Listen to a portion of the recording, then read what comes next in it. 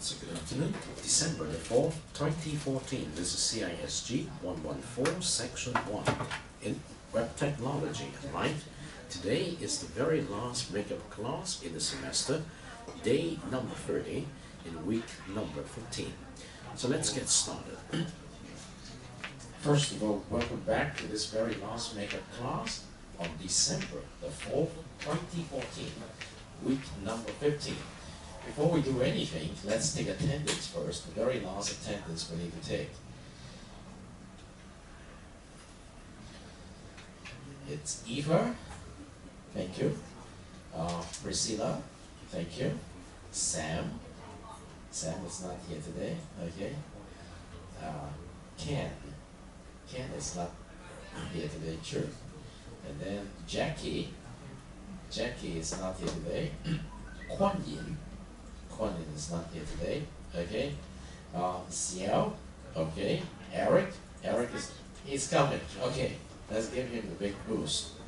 And then Chandron is not here today. Martin is not here today, okay. Winnie is not here today, okay. And then Apple, thank you. Miranda, thank you. Dom, not here today. Jeffrey, thank you. And Mickey, thank you. Sita, thank you. Annabelle, not here. And then Jordan, yes. Joel, not here. Kitson, thank you. Lucas, not here. Kaya, not here. Jeff, thank you. Cindy, yes. Tony, yes. Miko, yes. Yishun, yes. And then Sylvia, yes. Thank you very much. All right. Week number 15. If you look at the Moodle environment, which is updated as yesterday, I did release the last teacher's message, which is teacher's message week number 15. Okay, let's go to the teacher's message first. Yes, teacher's message for week number 15. And in this teacher's message, I have spelled out the philosophy behind the learning design in terms of several important units.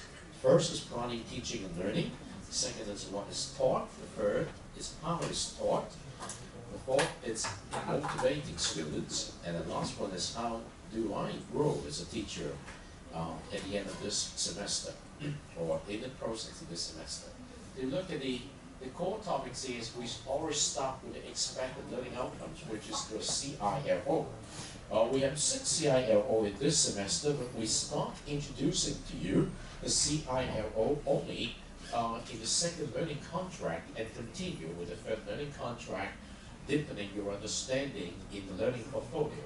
So if you look at the 6 possible learning intended learning outcomes, you know that this is what we expect you to be exposed to besides the topics, which means the contents. And over the 3 learning contracts, I have invited you to complete 1 questionnaire at the end of each learning contract, and based on the feedback in the questionnaire, try to revise some of the important directions of the learning contracts.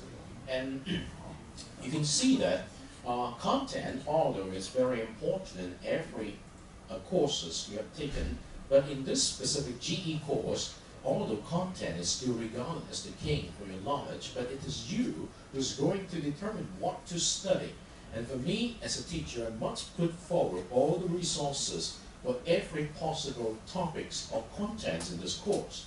In the process of doing that, as my last teacher's message has reminded you, instead of forcing you to have 10 topics in a very small amount of time, you are just invited to select 1 topic, even throughout the 3 learning contracts. And with that specific topic, you are invited to go through a specific process of learning. We start by inviting you to do something very natural called note-taking, but our note-taking is called journaling, and you are invited to do a journal once a week, but in order to prepare a journal, which is supposed to be submitted to earn a score, is once almost every month. And then after producing the journal using the specific IBL format, the observations, the interpretations, and the applications, you have to share the journal with your learning partner through a discussions exercise, which is often conducted on the online forum. And after that, you need to come to writing the report, which is the summarizations of the learning, and also elaborations of the main points. At the end of the report, you need to come to the refractive exercise called writing your blog. And after writing your blog study in the third learning contract, you have to do a PowerPoint and then a digital story. Well, let alone some basic activities of housekeeping when you have to have meetings with your members of your group, at least once a week to keep track of what to do, who are going to do it, and in what way are you going to do it. So, as a teacher, I have to make a detailed plan of your learning contract for the whole semester, and this was evidenced by the Moodle environment where you can see for each learning contract, week by week, you have good resources to support your learning, and also in the support website where you can have a good picture of the 14 weeks reading material and also the learning contracts detail, including the rubrics as well as the guidelines. So all of these are how I'm going to plan my teaching and learning in this and also the previous semester. But I got some inspirations after working with you this semester, and that is very interesting. Even though you understand my philosophy of what is being taught, and the way I help you to learn something is always start by you choosing a topic of your interest. And after you have that topic of interest, you need to go through the process of journaling, which is note-taking, discussion, which is getting feedback from your fellow student, which is report writing, putting the core activities and informations together, and which is refractive blog. Well, all of these seems to be a lot of work, but if you do not go through that process, you do not know how to tell the difference from your blog with your journal, the beginning and the end. So as a teacher, I need to concentrate on the key concept, helping you understand how to apply something simple. But if you don't do it, you never get it. Neither OIA contacts, observations, interpretations, and applications. The OIA is to support your inquiry-based learning, and then after the inquiry-based learning basics, you come to the self-regulated learning basics, where you have to set your learning goals. If you do not know what you're going to do that for, it's very hard to understand the meaning of your learning. So I invite you, make sure you set your goal, you time yourself with timeline, with the goals, work out an action plan. And after that, make sure you have to know how much resources you have, review your progress, and then try to make decisions to change your work plan. And that is your SRL contract starting in the second learning contract. All of these require some persistent effort. And in the process of doing that, you might feel very heavy in the context of you're not used to doing things like this. In the past, in other courses, you're just responsible for getting the homework and submitting the homework, and come to have a test, and come to have a final exam or sometime. If it is a major course, you have a project. But in the context of this GE course, because the theme is enable you to learn rather than being taught to learn, so instead of teaching you a topic, I'm giving you a topic. I'm telling you this is the steps you need to go through, and then you need to come back with something, all right? And so I've given you plenty opportunity to try things out, and this is what I meant by student-centered approaches. That means you must be in charge of your learning. But remember, this is a very famous question, it's a free separate questionnaire at the end of each learning contract. Do you agree that you are in charge of your own learning? Still, some of you say no. Well, that is a difficult thing to change, but you need to get through the transitions. You are in charge of your own learning. If not, you will not get the best of your learning. And then some of the video are designed to give you a conflicting picture of the ideas. If you go through the videos week by week and learn the topics like the social responsibility, digital divide, and some other things. If you watch several videos, you can try to understand, and if you're trying to understand the context of those videos, sometimes they provide opposing views, and you need to put things into perspective. And in the process of doing that, you are being put in a position to think through a lot of the interesting phenomenon in today's world, which is characterized so much use of the web technology. And then how is being taught? I believe it's important that I do not force you to do anything except that to enable you to understand a sense of responsibility. But a sense of responsibility must be facilitated by a relationship which is working to support your work. So I believe it's also very important, and I enjoy this class very much because I believe you understand the meaning of that. And I do not have any particular big problem with students' resistance. I did meet students who does not want to do anything. So effective teaching starts with the interactions among students in your discussions, with the teacher's facilitations, also in class. I have to provide opportunity for you to come here to share your learning. And so we install the context of in-class participations, at least 5 to 10 minutes per class, giving you the opportunity to earn your score. Now, we observed that at the very beginning, not many of you are willing to do that towards the end. You're still willing to do the in-class forum, which is a climax of this kind of exercise. And then I also believe that I have to use a variety of teaching methods instead of me talking. All the time I use another YouTube video and I do interviews to get response from you, particularly after you watch a video, I ask to think and then use your mobile devices to type in your responses through the discussion forum, and the whole class will enjoy reading your responses. Discussions are very important.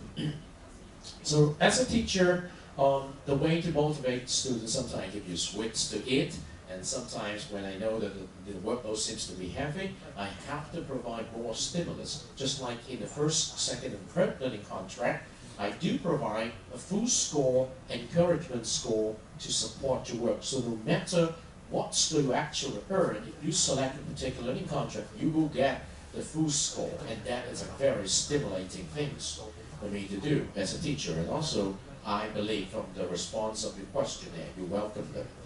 And as a teacher, I also need to make sure that what I'm using as the important media, the web is the most important media to get across the idea. That's why we use the Moodle environment. And on top of the Moodle environment, we use several essential tools, the journal, the discussion forum, the wiki. And then on top of these resources, also provide YouTube videos of different topics. And through that, you can actually use them 24/7 and use them as the basis to help you to review. But the point is you still have to do a lot of work. So I've also set up hotline for each week so that you can use the hotline to keep me in touch in case you have problems. And I've also discovered that some of the time the hotline did not get through to my email, and so some of you did not get your response as timely as expected. And this problem have actually been solved towards the end of the semester. So finally, in order to give you 2 presents for Christmas, I would like you to take a good look at these 2 very important articles. I believe these 2 important articles will benefit your subsequent study in terms of how to provide an attitude to support deep learning and how best you can continue to use your learning portfolio. You can read these 2 very important articles as an important highlight for your delightful Christmas. Now with that note, I'm sorry, I have to say that I finished my last lecture, and then I would like to see if you still want to do the in-class forum, you're still welcome to do it today. And if you do not want to do it, and if you want to join your fellow students in-class forum, you still can use that as an important evidence of your in-class participation record. It's very important, 20%, okay? So, anyone or any team who would like to take the very last chance to do an in-class forum? Okay, that's good. You would like to come down here, or 5 more minutes for your preparations? 5 more minutes, okay, I give you the time. So when you're here, lock me out and lock yourself in. It's very good that you know how to make the best use of the last chance to earn your score. Very good. Yes, the last time. Now, last hour, you can we could support 2 teams. All right? You want to do it? Okay. Question.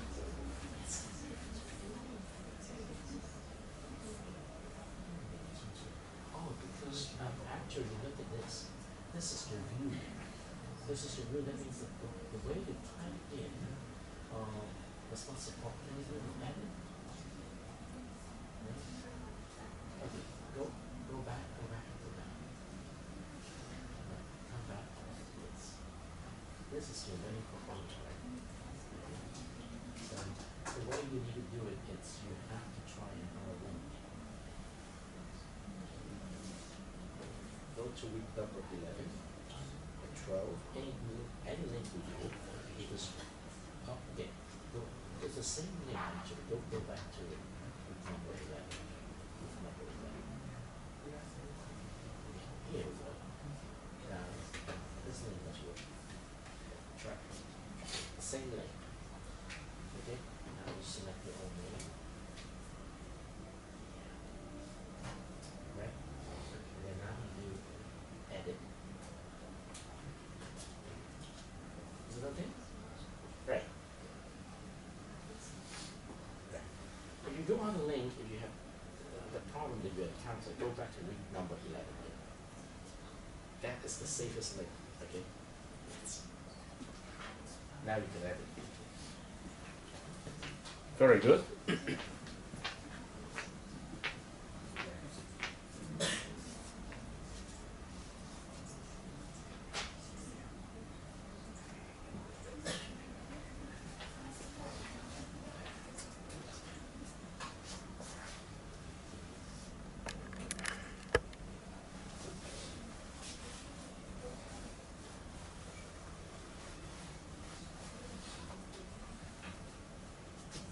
Are you ready?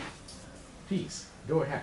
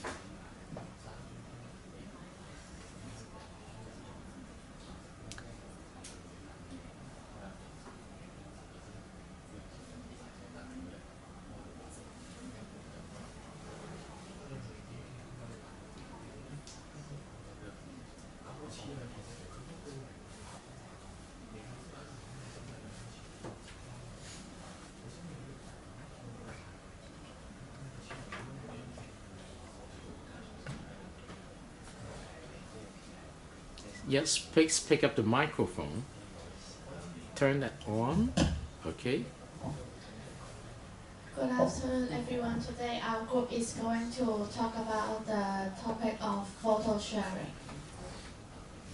So let me introduce to you what is photo sharing. Photo sharing simply means we upload our photos online and share with others. People can see our photo online and sometimes they can comment on our photos. In the past, the only way that helped us to keep memory is using photographs or album. However, with the development of technology, we do not use album in our lives anymore, since the photo may be destroyed by accidents or times. So nowadays, we use online photo sharing service. This function is provided through websites that we can upload our photos online and share with others. We can decide which group of people can see or comment on our photos.